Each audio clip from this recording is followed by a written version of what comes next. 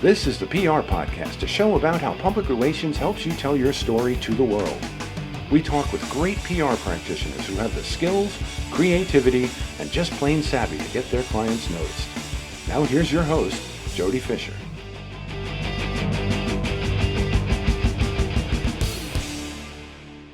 Hey, everyone, and welcome to the PR Podcast. I'm Jody Fisher. Thanks for joining us. Well, a PR podcast plug going out today to our good friend Molly McPherson and her Indestructible PR online course. Now, anyone who's followed either of us on social media knows that we have become fast and very good friends. But I got to give her a special shout out today because right before we're taping this episode, I actually taped an episode of her podcast, and I was actually on one of her webinars. And the funny thing about it is that we went through the podcast piece of what we were taping, and we sort of set up what we were going to talk about. And here's how you know you're getting old, kids, because we talked about what we were going to say for like the stinger, like the end, like the grand finale of the episode. And she said, "Okay, make sure you talk about this." And we got to the end, and I totally forgot what I was going to talk about, and so it was highly embarrassing for me. But I got to plug my friend Molly because she has a terrific online presence. She's all over social media. Her Indestructible PR online course is the best out there. She works in crisis communications and especially averting and recovering from digital crises. So check her out at mollymcpherson.com. Dive into her Patreon, sign up for her online courses. She is just a real dynamo and a friend of the show. So do yourself a favor and check her out. Now on to our very special guest today. Let's get right into it. John McCartney is founder and agency principal at Jmac PR, where he and his team work with leading brands by providing effective PR and marketing communications to achieve business building objectives. I love that. In his last 20 years, he has led traditional PR and social media campaigns for technology, advertising, marketing, and media brands, and guiding clients to create sustainable awareness, visibility, and thought leadership with integrity, enthusiasm, and professionalism. He's an active member of PRSA and enjoys coaching and mentoring startup founders on best practices in PR. John, welcome to the PR Podcast. Jody, thank you so much. Glad to be on. Tell us a little bit about Jmac PR and the way you help your clients achieve their desired success. So I started Jmac PR in about February of 2020 or so, right before COVID hit. I've been working in the PR field about 20 plus years at the time. And I was always in the technology industry, and I was at a sort of a fork in the road, and I didn't know what the future looked, and I said, you know what, let me work as a PR freelancer, and I picked up a couple projects, and then it just started to snowball in a way, and business kept growing towards the end of 2020, go to 2021. More business started to come in, and I'm like, well, I need help. And that's when I started to hire my first full-timer, and it's been off to the races since. I think right now, as of December 2nd, 2022, we have a combination of 10 team members, full and part-timer here, and about 12 clients. So it's been pretty good so far. That's fantastic. And I know the feeling. I mean, despite the ravages of COVID, I have seen the desire for PR from clients actually grow rather than shrink. Personally, while I had a couple of clients who may have been challenged to pay the bills, and so they needed to hit the pause button at that time, which is totally understandable, the vast majority leaned in on PR to continue to tell their story and sort of have that dynamic messaging ability to be able to continue to talk to people who, obviously were stuck at home or were in reduced capacities in other ways, but still needed to get that message out. And earned media and PR was definitely the way to go. Did you find the same? Yeah, for sure. And I feel like most of the clients that we work with, they are mostly startups that are starting their journey. So we're talking about clients who have raised their first round of funding, second round of funding. And we also work with a number of digital marketing agencies, only because that's sort of my has been my wheelhouse. And the thing that I go back to as far as PR goes with these businesses, it's a need. It is an investment. Companies are either providing services or companies are building products, and they need to tell the marketplace and potential buyers like who they are, what they're doing. And we both know how effective PR is. Getting a reporter interested in your story, getting a reporter to include you in like whatever story they're working on. I mean, that type of earned media awareness goes a long way, provides a lot of value. And then also just sort of helping our client executives build their executive visibility also provides a lot of value. So I do feel like PR is an investment that businesses, even in this sort of downturn of the economy, where they're like, well, we do need to budget whatever dollar it is to PR because we just can't function without it. I love what you're saying there. Absolutely. And, my old boss and mentor, Howard Rubenstein, used to say that good press follows good deeds, right? If you do something good, it's not press coming first. It's the deeds that come first. And I am personally fond of saying that PR is writing your history, that when you Google somebody, the thing that comes up after the website or the social media is the news coverage. And so anyone who's serious about their brand or their voice needs to invest in PR. What does it take, in your estimation, to steer a client in that right direction of doing good deeds in order to get that good press and to write their history?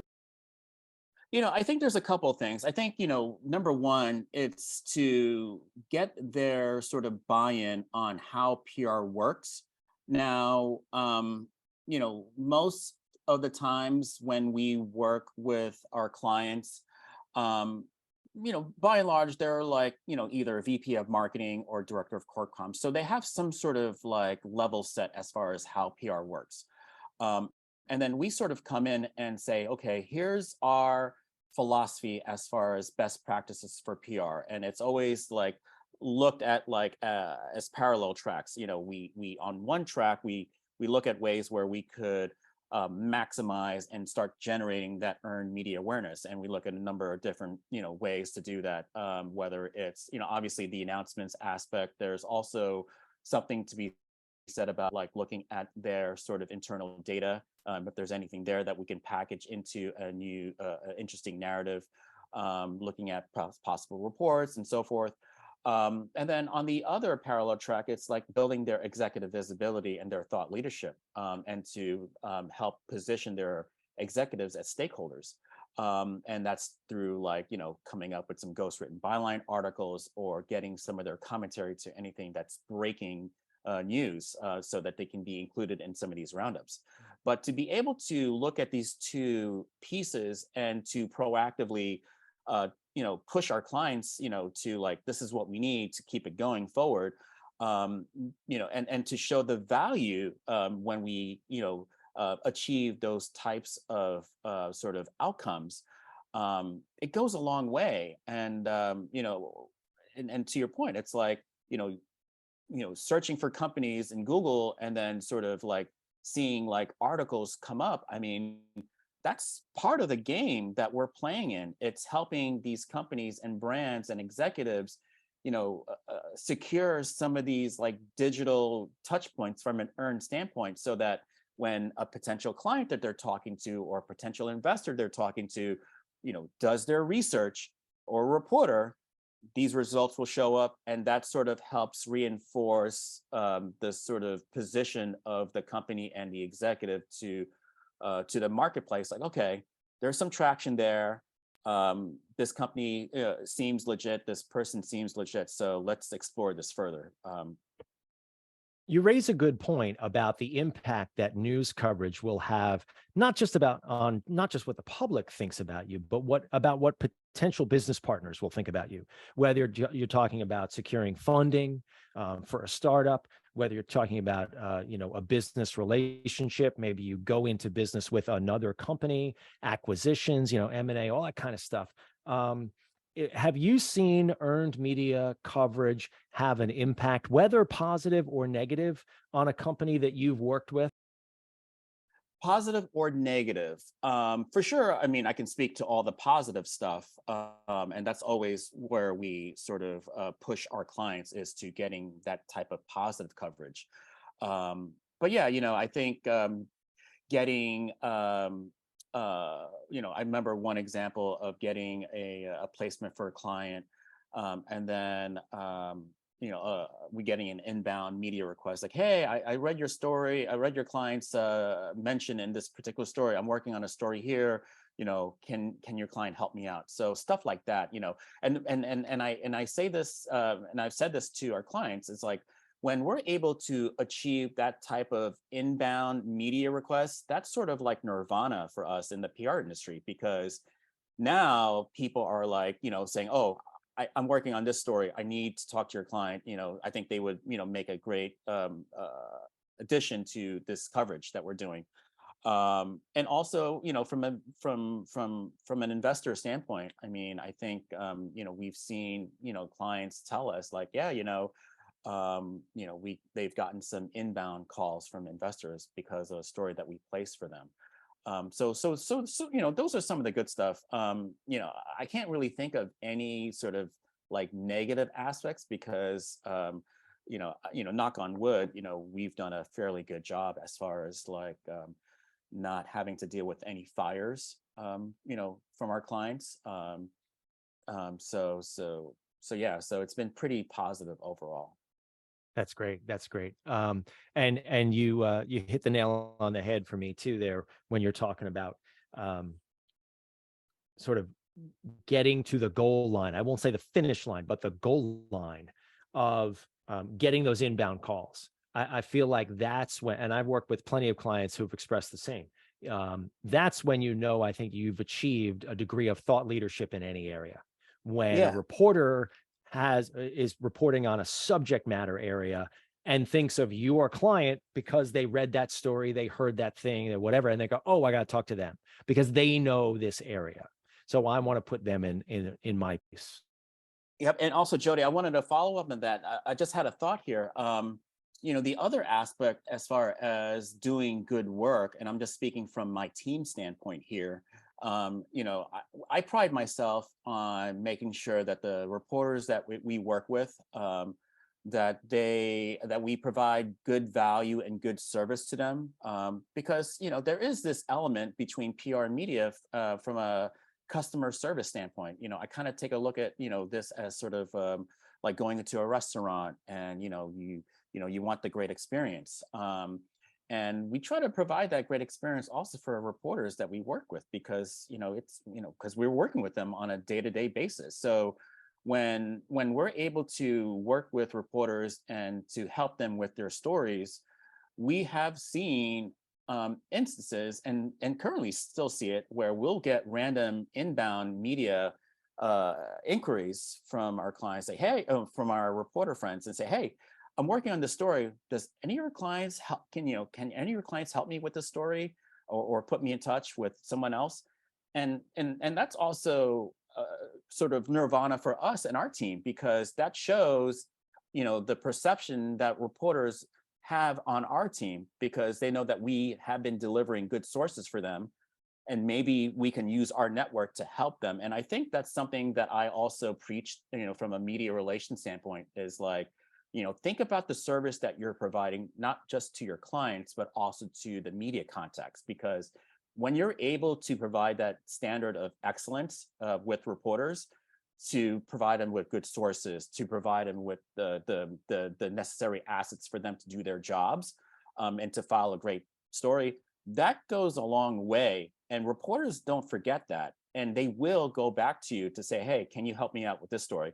And I think that's another aspect of nirvana in PR that I wanted to also mention. Oh, 100%. I absolutely love to hear that. Now, that said, about the importance of earned media, right? And sort of the authenticity of what an earned media hit or series of placements can do for a client. You have also mentioned that you're seeing more publications turning to the paid contributor model. And we've seen this grow a little bit too. And this starts to irk some of us purists in the PR industry, right? Where we see publications that are basically running ads, advertorials, things like that. and it's kind of masquerading as earned content. And the worst thing that it can do is sort of pull the wool over the eyes of unsuspecting or naive clients who think that if they pay for something, that somehow this has and they get this great hit in a, Name Your magazine, that somehow has equivalent value to an earned media hit. Could you talk a little bit about sort of what you're seeing in the industry and what you're guiding your clients on? Yeah, for sure. So I do see this trend of like more publications turning to like a paid model. For example, like I know Forbes has their council membership where you have to apply and make sure that you fit the requirements as far as what they're looking for to join their council. Plus, you need to pay an annual fee. Plus, you need to be on the hook to write contributed articles, per month. Forbes is a great tier 1 publication. There is value if people want to go that route. And we've advised clients like, if you want to be a regular contributor to help build your own executive visibility and thought leadership, this is what Forbes is offering. But this is what is going to be required. I know also like, other publications like a Fast Company or an Entrepreneur, they also have their sort of like paid contributors model. But I also feel like this is a trend that we're going to be seeing more and more publications do. I know like, I think Digiday, because we have a number of clients in the marketing advertising space, we cannot go to Digiday from an earned media standpoint to ask them to consider publishing a sort of thought leadership piece, because to do that, you have to sign up for their digital studio. But there are other media publications in the advertising space, like an Ad Age or an Adweek, where they will happily accept and even Ad Exchanger, like a client byline from an earned standpoint. But I do feel like because of the headwinds from an economic downturn standpoint, and I get it. It's business. Companies need to figure out like, well, we have all this like sort of landscape. Why do we want to give it away for free? So from a business standpoint, I get that, but I will always preach, earned. And I actually did a recent presentation to sort of a tech startup accelerator, and said, look, PR is earned, advertising is paid. That's basically the big difference, because we get asked all the time, like, oh, what's the difference between advertising and PR? You could pay for media, but we always preach, getting stuff from an earned standpoint. Yeah, I'm totally with you. I feel for the publications that are hurting from a financial standpoint. I get it that they need to raise money. I totally understand they need to bring in revenue. What irks me is sometimes when there's whether it's a miscommunication or a deliberate deceit, that somehow paying for an article in Name Your publication is somehow equivalent to, in terms of value, in terms of endorsement value, to earn media. Because it sounds like you and I are on the same page. Yeah, and also that. Jody, and I would also follow up here. I'm also one of the big channels that my team is focused on and will be more bullish next year is sort of the podcast and YouTube arena. And what we're finding as we're pitching our clients to these podcasts and some of these YouTubers, that some of those channels and some of those podcasts have said, look, if you want your client to be interviewed on our podcast, it will cost you a fee to help offset some of their production costs. So I've run into that as well. Yeah. And I think that's a trend that I feel that we're going to be seeing more so in the PR industry, where you're going to have teams start to provide more resources to pitching these podcasts and YouTubers, because that's also sort of an area of kind of like untapped potential for clients. And every day there's a new podcast that's being created, in different industries. But but this goes back to us as PR professionals. We're always looking at, obviously like, okay, here's our client. What are the right channels that's ideal for them? And to be able to, get their message out to like, these different like, relevant subject areas. And you got to include podcasts and these YouTubers. But I do see like we have seen like some of these podcasts and YouTubers like, tell us like, yeah, it's going to cost you. But I also feel like that's, whether it's podcasts, YouTubers, or publications, I just feel like you're just going to see more of them sort of go to a paid model, but hopefully not all of them will go that way. Yeah, I agree. I've run into some podcasts that have said, we charge to be on here, and they couch it that way as sort of offsetting their fee. And there are some that charge $75, and okay, whatever. If you want to be there, that's fine. If it makes sense, great. I've seen others that charge thousands of dollars. To which I advise my client, do you have that money? Is it that important to you? Maybe we could try a different tactic. We're also talking about how more platforms, you're saying, are including writers that compete against Haro and Quoted, which is actually a new one for me when you brought that up. And I actually looked up Quoted, and it looks pretty interesting. I need to dive into it a little bit more. But in terms of doing research and uncovering upcoming articles and columns and sort of figuring out, where we need to be, we kind of know the outlets, advise our clients on the outlets they need to be in, but the media landscape always changes. And some of these platforms, you say, kind of help you along that path.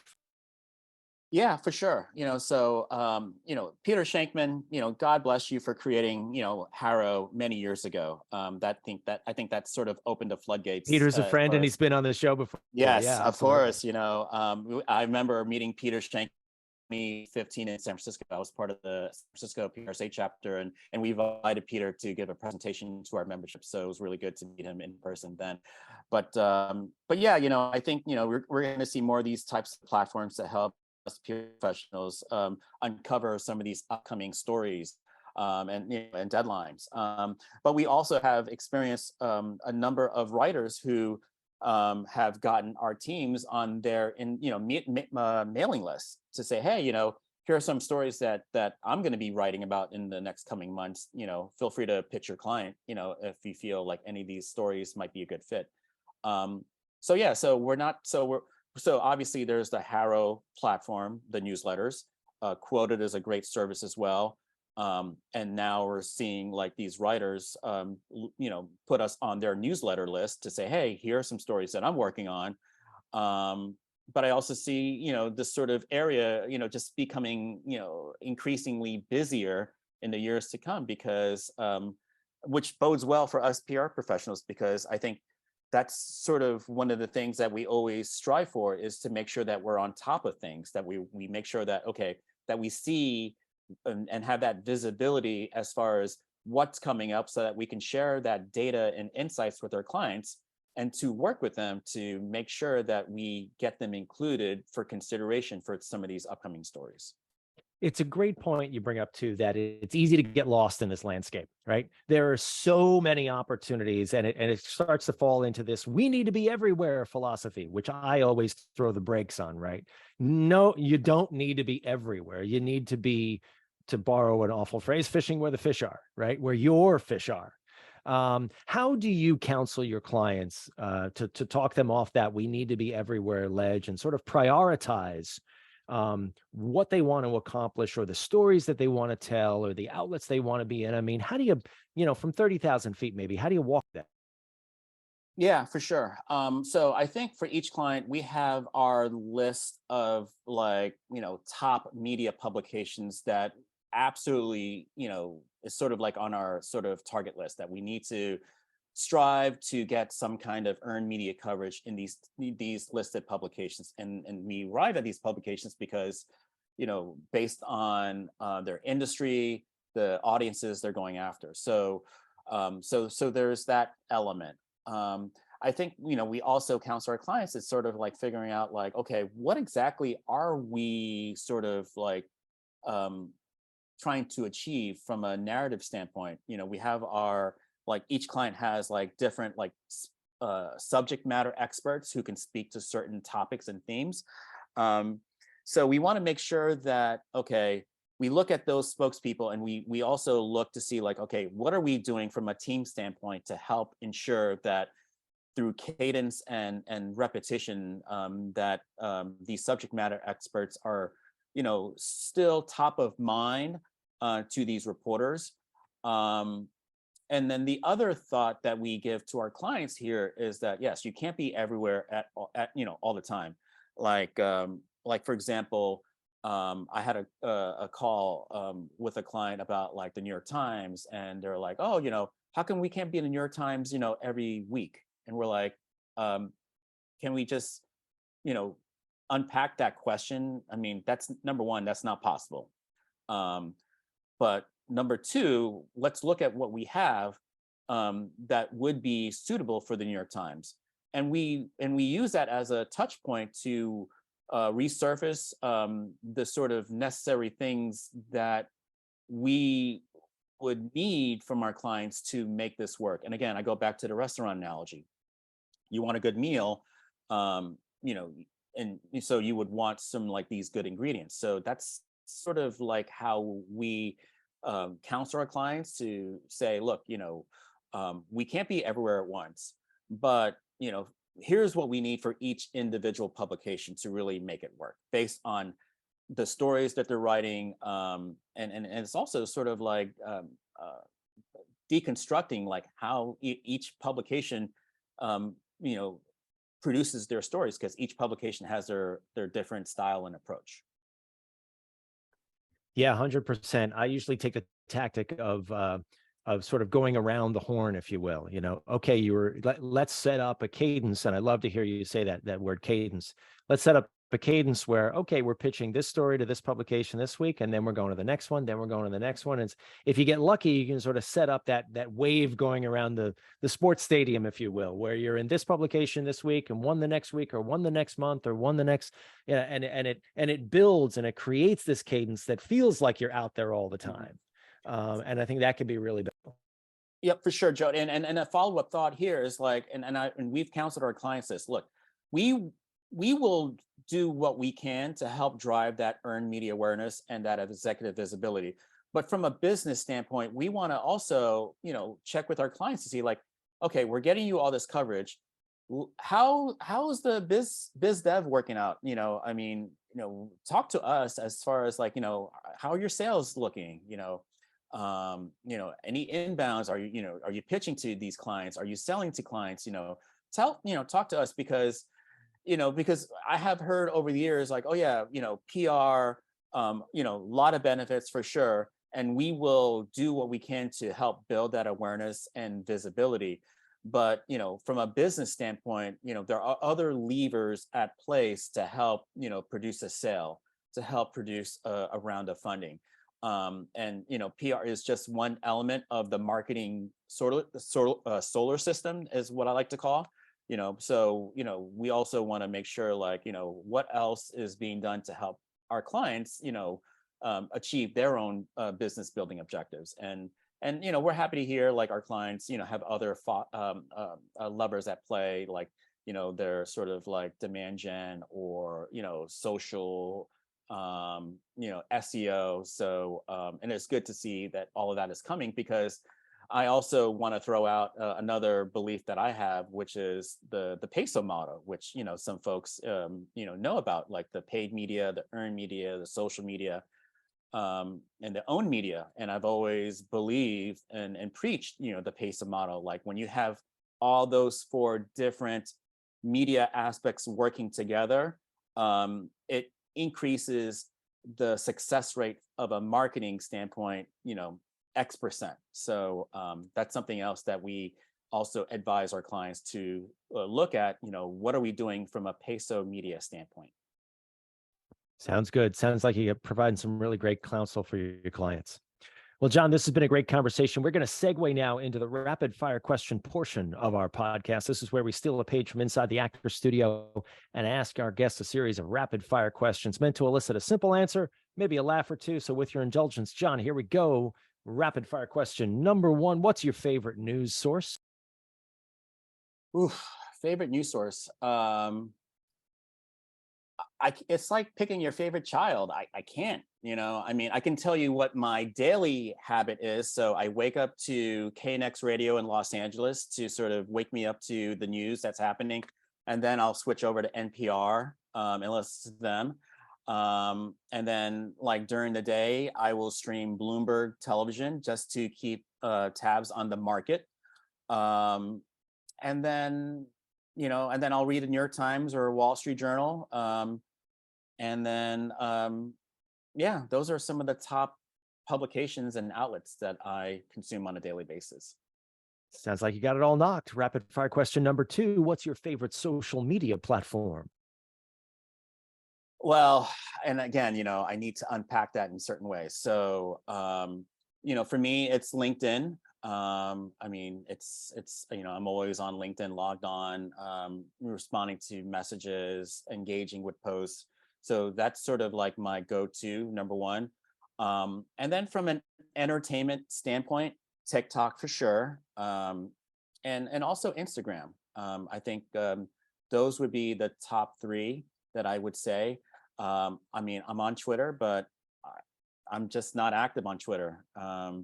It's just too noisy. And Facebook, I think I will say that the past couple of years, I've been turned off by Facebook because of all the rhetoric that I'm seeing. And unfortunately, and I'm sure your listeners have gone through this as well, where, the election a couple of years ago, it was a very tense moment. And unfortunately, I had to like unfriend, some family members because we just had different beliefs. So yeah, it can be a challenge for sure. Rapid fire question number 3, coffee or alcohol? Both. There you go. Nice. That's a one-word answer. I love it. I love it. Rapid fire. And this one can be a longer one though, and I want to hear about this one because you're in LA. You got some great food. So rapid fire question number 4: what's your favorite on the run food? Favorite on the run food, tacos. I mean, I am blessed to be living in Los Angeles, which I feel has the best tacos in the country. And I have a Mexican street taco stand down the block from my apartment in Los Angeles. And yeah, I'll go there at least once a week for street tacos. Nice. You want to name drop that shop? Go ahead. I don't have the name of it. It's just you good. just know where it is. That's even I just know it is. It's on the corner of 4th and Western.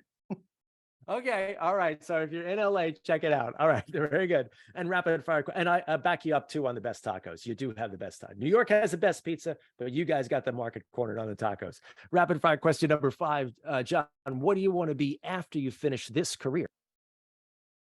So I've always said, from an ideal standpoint, would love to retire at 65. And I don't know where this business will be at the time. But after retirement, I mean, once I retire, I love to travel. I have a passion for travel, as many of my friends know. I just love flying to different places and just experiencing like the culture, the landscape. And, Anthony Bourdain is one of my favorite, people, and just watching his shows and reading his books, it just gave me new profound respect and interest for, travel. So I would do more travel. Yeah, that sort of would be my next chapter post work, so to speak. That sounds good. We'll see you on the road. John, this has been a great conversation. Please let people know how they can find you online. Sure. Jmac PR. So it's jmacpr.com, jmacpr.com. You could look for me on LinkedIn, John McCartney, Jmac PR. And that's how you can find me. That sounds good, John. Thanks again. And thank you everyone for listening. Please remember to subscribe to the show, connect with us on Facebook, Twitter, Instagram, and TikTok at the PR Podcast, and send us a question or a comment. Our intro is by Christopher Appold. You can find him and his fantastic photography on Instagram at Christopher_APPOLDT. Check him out there and hire him for all your photography needs. You can find me online at Jody Fisher on all the socials and on the web at jodyfisherpr.com. We'll see you next time on the PR Podcast.